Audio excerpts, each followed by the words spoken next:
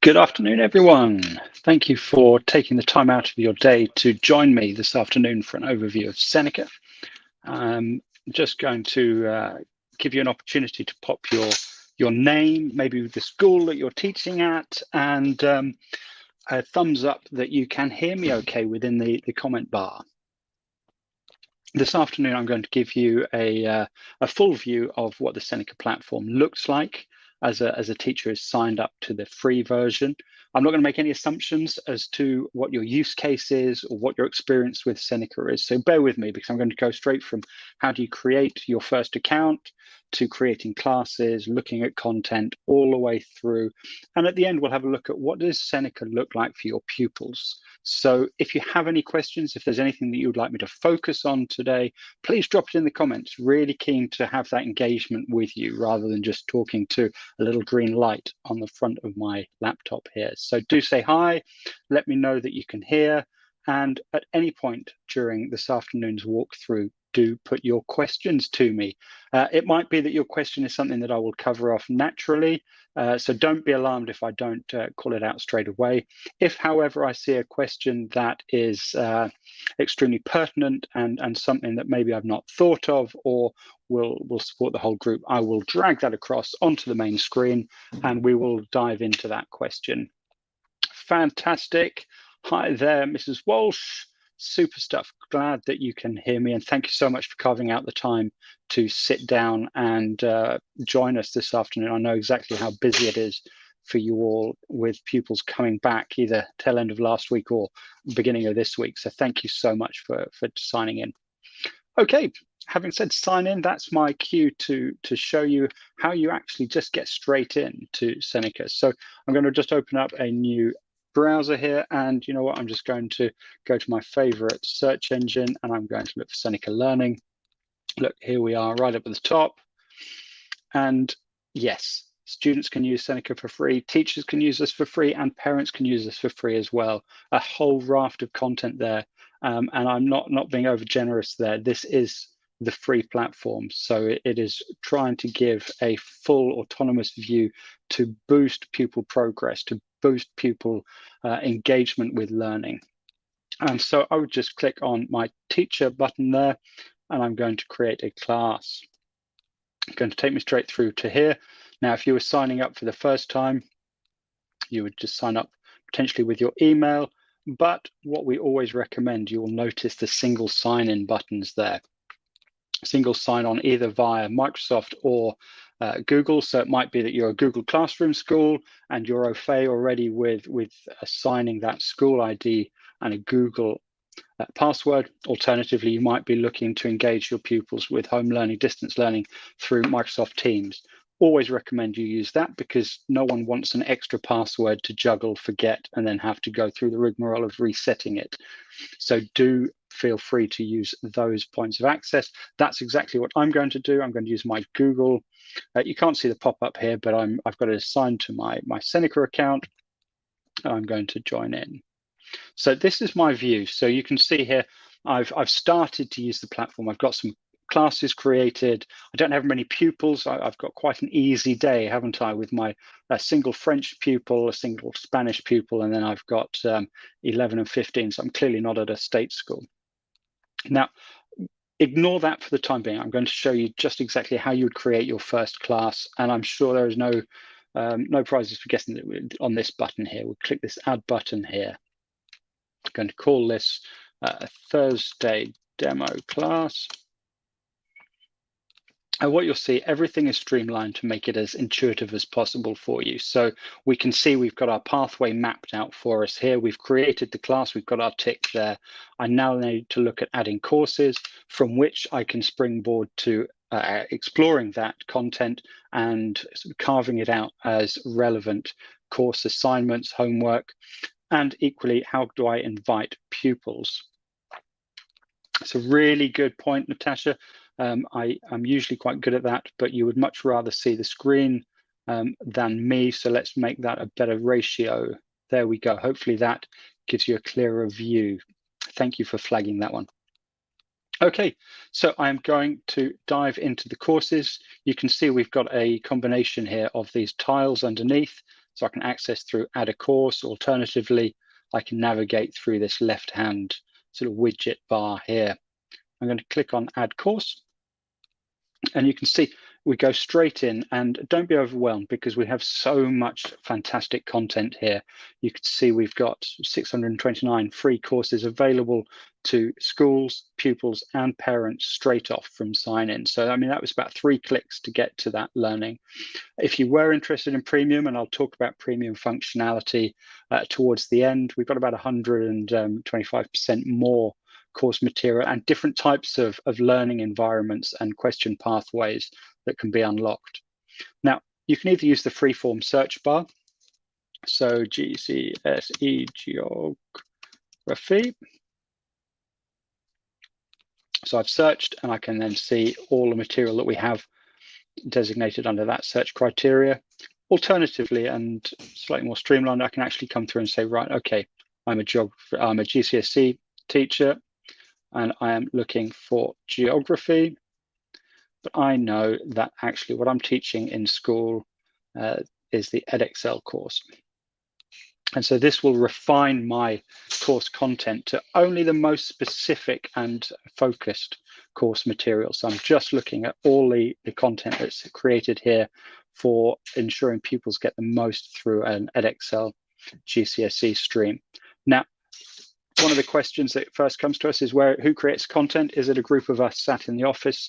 No, it is through our subject leaders, and indeed a majority of them are actually senior examiners with these bodies. So you can be resting assured that actually what your pupils are being given will mirror what your curriculum is within your school. So it's that same learning pathway, that same learning journey that you are looking to take them on within the classroom. I can now from here choose exactly what I want to drag into my classroom environment. So I'm going to take the A and B streams for the Edexcel course, and I'm going to add those in to my class. So we're taken back to the setup page. I can see I've got 2 courses added in my widget here. I'm now going to look at assigning some of that work out to my class. Fantastic, good to hear from you there, Joe. Thank you for joining us. I'm going to say that, right, we're going to look here, assigning geography, section A, and you can see here we've just seen that slider come in, and we've got the entirety of that Edexcel A course. So I've got those 6 key units. Each one is subdivided into chapters that you would be, as an Edexcel GCSE teacher, you would be well familiar with those elements. I'm going to open up this first unit, and you can see you're not assigning the whole lot. The idea is to give targeted, precise homework activities here.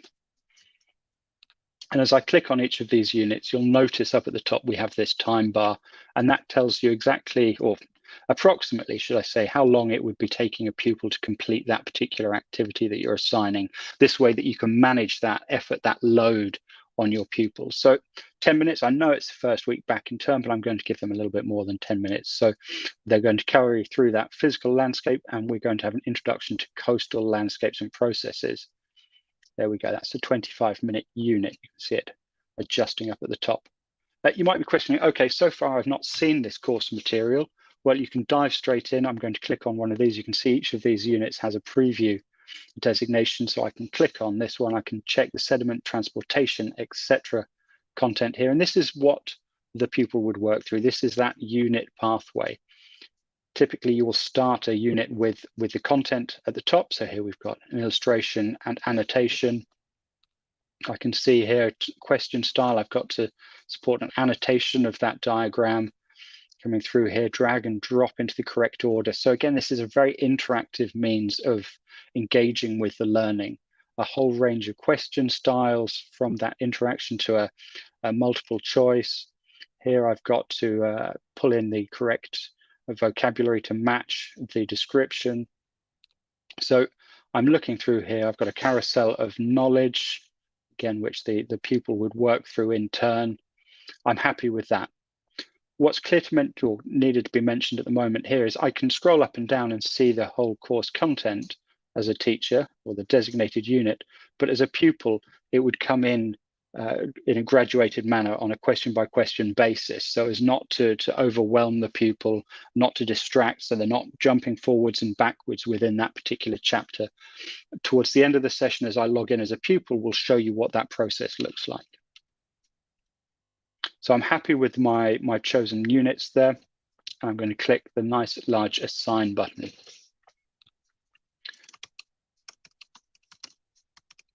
And call that Geography Week 1. You'll notice when you're assigning a piece of coursework, you can attribute it your own title to it.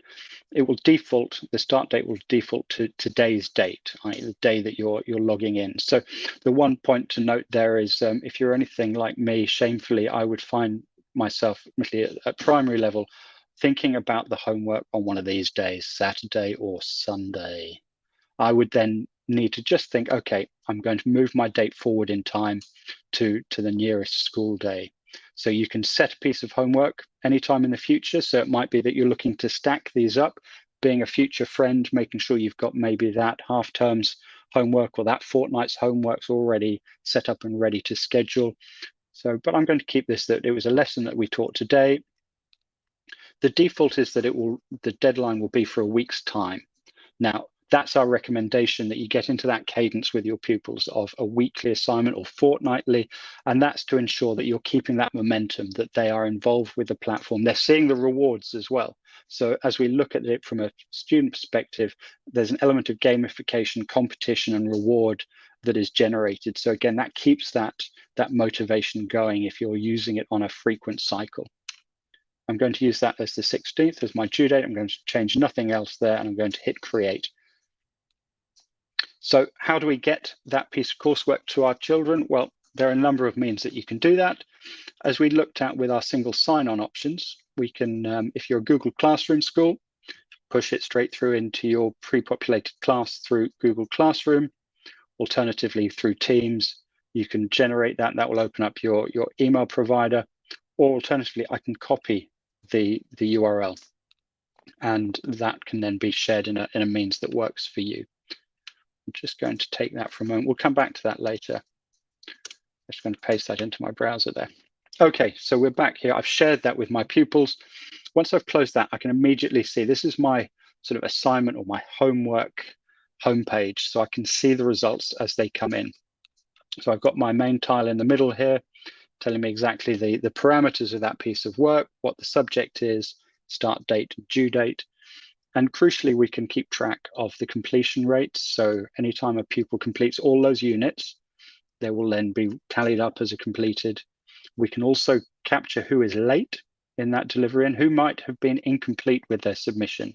So come the due date, it might be that they have completed 3 out of these 5 units, or whatever sort of combination that would be. And you would see an average score starting to appear along this right-hand side. What I'm going to do is jump into another account that actually has some completed assignment work to show you exactly what that looks like at a class level and at a pupil level. So just a reminder, at any point, if there's something that you would like to see in more depth, or you're sort of not sure about, do drop it in the comments for me.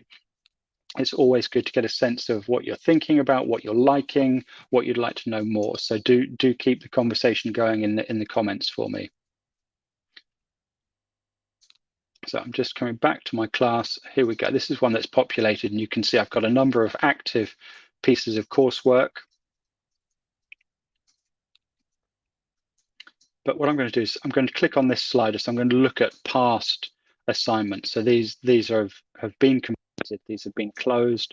And I'm going to look at my bio work. And here we go. You see the change to the screen here. I can see how many completed pupils I've got.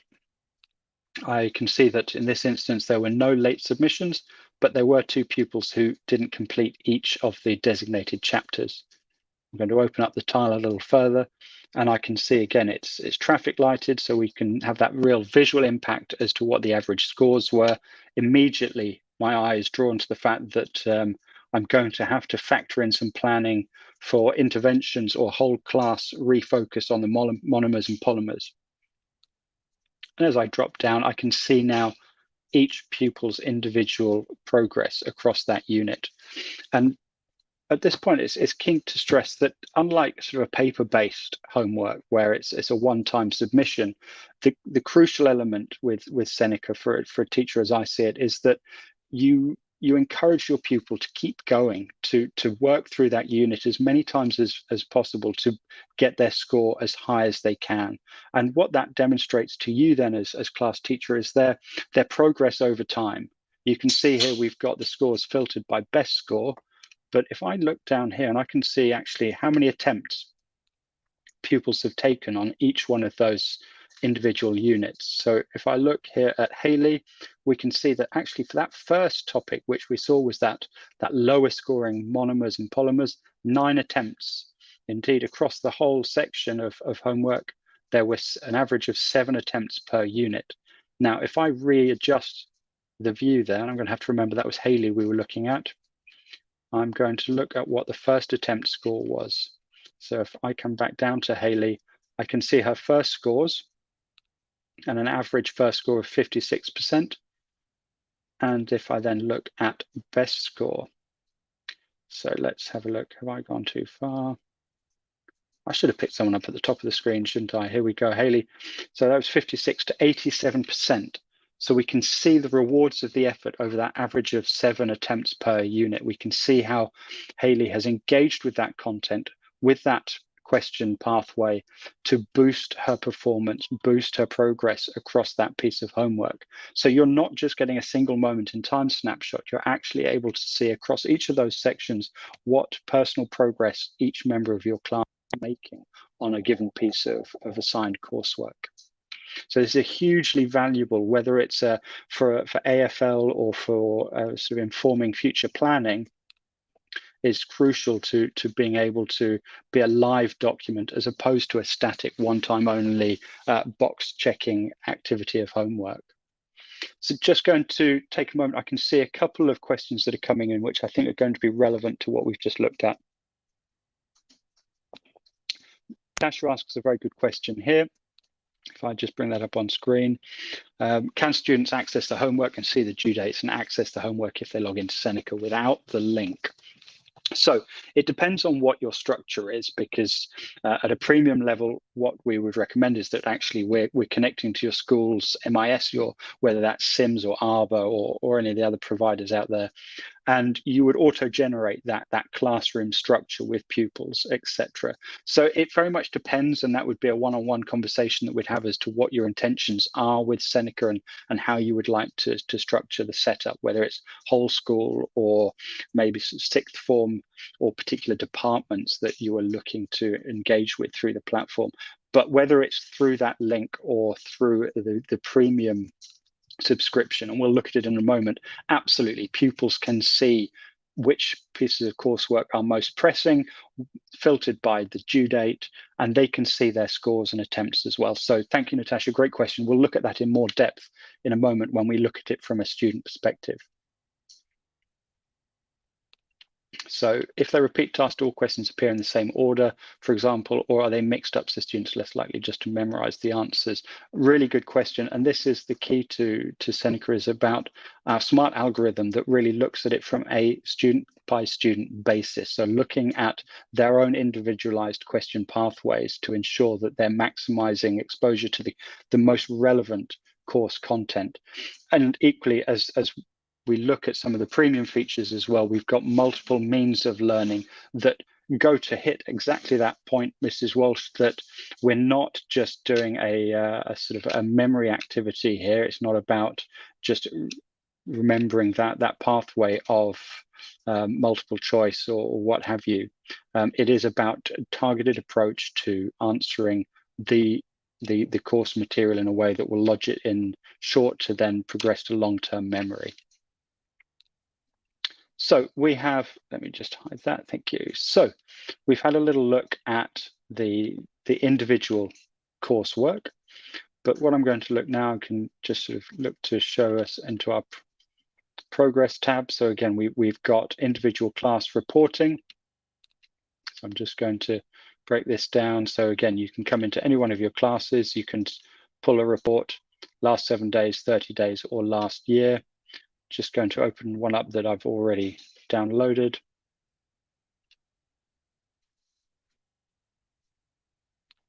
And you can see, I mean, this is, again, this was populated with dummy data, but in effect for this particular class, these are the subjects.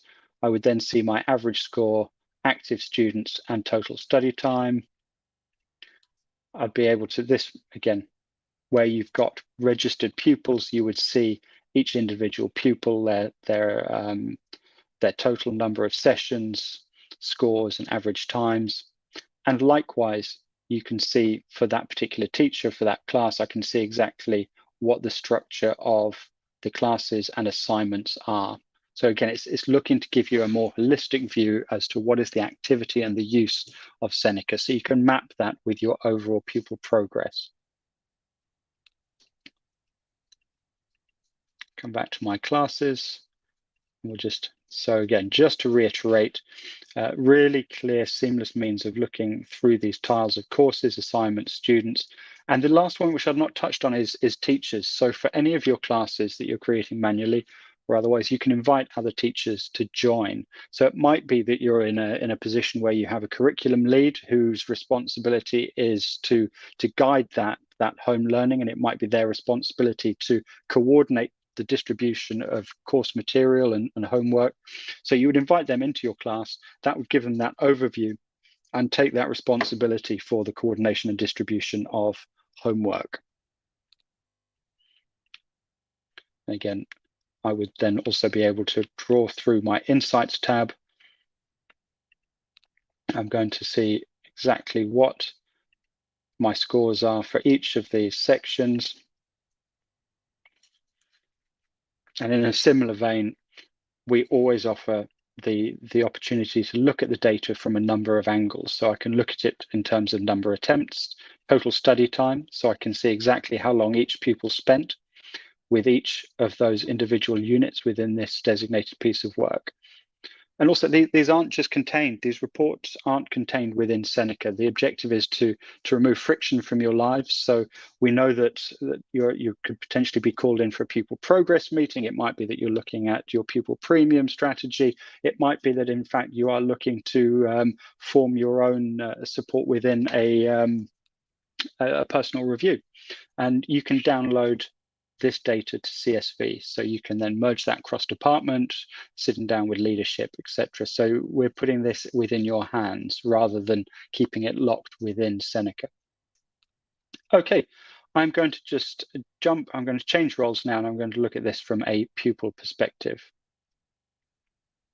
So not forgetting that we had that question about what do they see in terms of deadlines and priority of course material. So I've logged in. The first profile there, because the objective here is kind of primarily it's access to learning and in an environment that is engaging, rewarding, and delivers progress. So the first thing as a pupil, I can search all of that course material. One of the questions we have is, well, do you restrict the access so that it's purely driven from a teacher perspective? And the answer is no. What we want is to engender a lust and a desire for learning in a way that actually sees results. So a pupil can come in at any level and search for any course. So you might well find that whilst you've got an A-level pupil who is studying science and maths, they could well also be pursuing their own study of GCSE French and Spanish to further their own opportunities. So we offer a sort of a democratic and autonomous approach to learning. So the current courses that are open, you would see those in your tiles at the top here. And then directly to answer the question regarding homework, I will always have in front of me, front and center, is my most urgent piece of homework. So I can see that as this pupil, I've got a higher GCSE piece of homework that is due in a couple of days' time, or indeed tomorrow. I can see that I've already completed a good majority of this work from the progress bar. And if I open this up, I can see that actually I've got these 2 modules remaining. I can also see that actually, whilst I've got some good scores at the top, it might be worth me revisiting blood and the end of topic test as well. We'll in a moment look at how that functions as we go back into a piece of work. As I scroll down, I talked about that competitive edge, that gamification, that engagement mechanism that we employ to keep pupils returning and keep them enthused with the work. This is our memory palace. So I don't know whether you're fans of the BBC's Sherlock Holmes, but of course he famously stored all of his knowledge, all the clues for cases, all those insights from every moment within his own memory palace, walking the halls of that palace to retrieve them. Well, we do that with this concept of the world map. So every piece of learning is attributed to a location on the globe. So when you complete a piece of coursework, you get a choice. How am I going to save that? What do I want to save that as?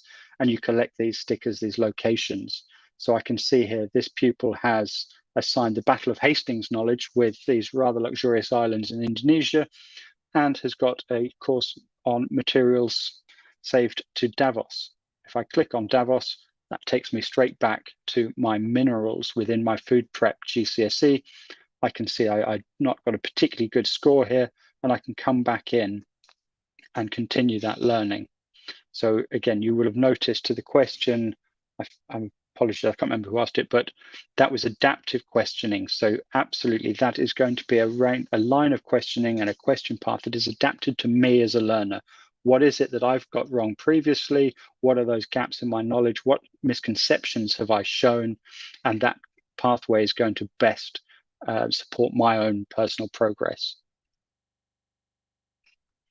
You'll also notice we keep these stats. So you're going to have a continually increasing total knowledge score, something to feel proud of, total number of questions answered, total learning time. And for each piece of work that you complete as well, you'll sit on a global leaderboard. And I don't mean global in terms of school community.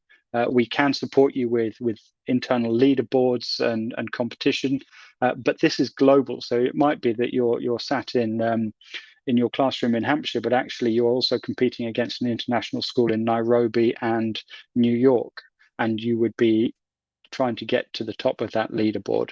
So it's around getting means of those, particularly for those who are maybe disenfranchised or reluctant learners, to make it different, that it is not the traditional paper-based homework and a chore. It is something that is rewarding and enjoyable. So I think that leaves me only one thing, and that is to test my own knowledge on the blood system. So we're going to jump back into this piece of homework. So I can see that I've already attempted this. I've got 2 sections remaining, but I'm looking at blood because I don't have a particularly good score there. So I'm going to continue this assignment. I mentioned that we have the starting point is that carousel of knowledge. I'm going to work through that. But it's worth highlighting that as a pupil, the first time they log in, this content will be dynamically produced on screen in a typing fashion with a speed of 1. So there's control over this. So it might be that they actually want to see that they've got a faster reading speed, and they're going to want to see that come up faster. The question that we can also receive is, what about my EAL or SEN pupil who maybe that cognitive load of processing that it could be too much and distracting? You'll see that's why I've taken it off. So actually, as I go through that content and any future content, all the facts are going to be displayed on screen from the get-go. So I have, as I've been talking, I've obviously been taking in all of this information about platelets and white blood cells. So I'm going to delve into the questions.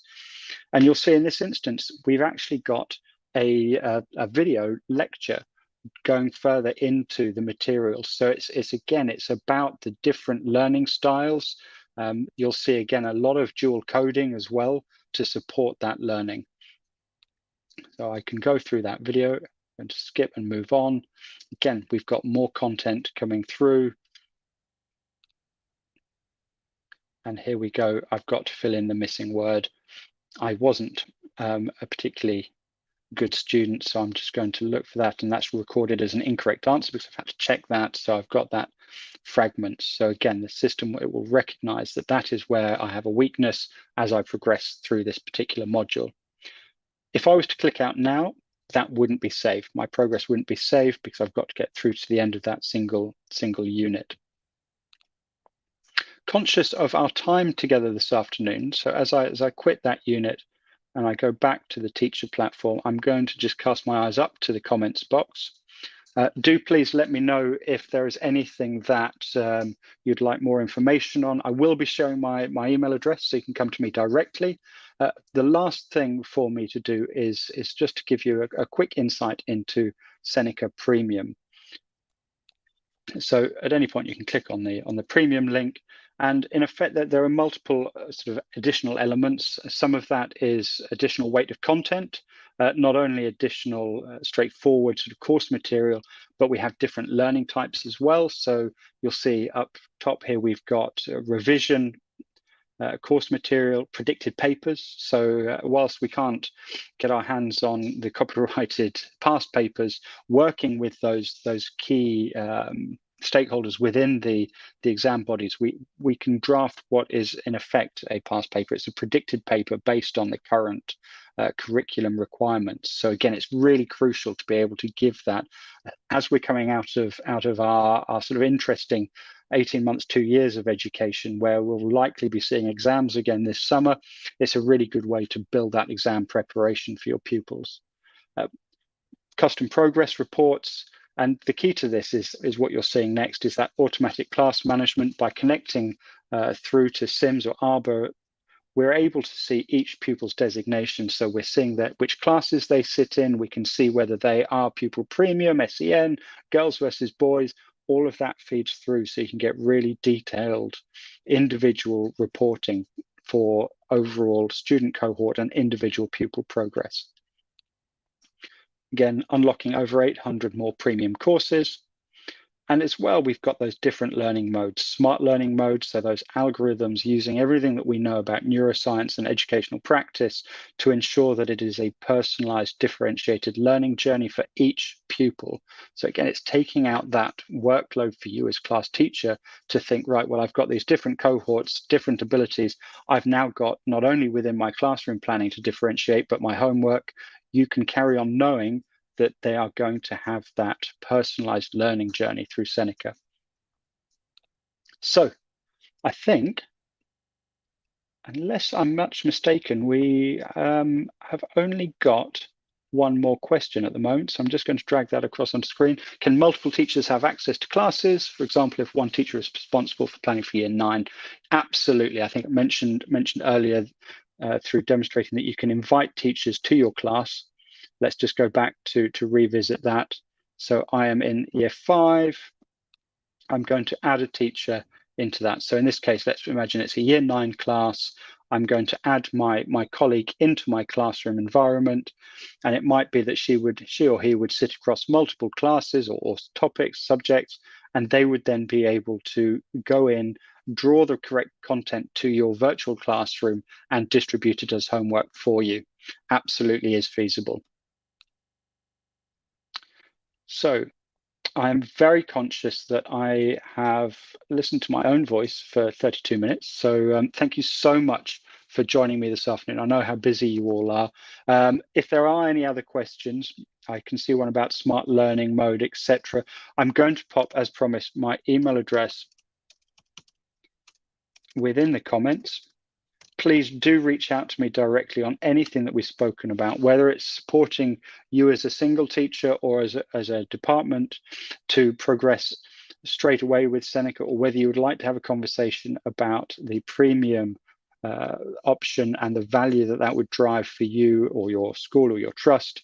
And certainly do spread the word that this is a defined way of helping you save time, take effort out of your life, and make progress for your pupils. So thank you so much for carving out that time this afternoon. It's been a pleasure talking to you all. I hope you've seen the value in our offering, and I look forward to hearing from you all. Take care. All the very best.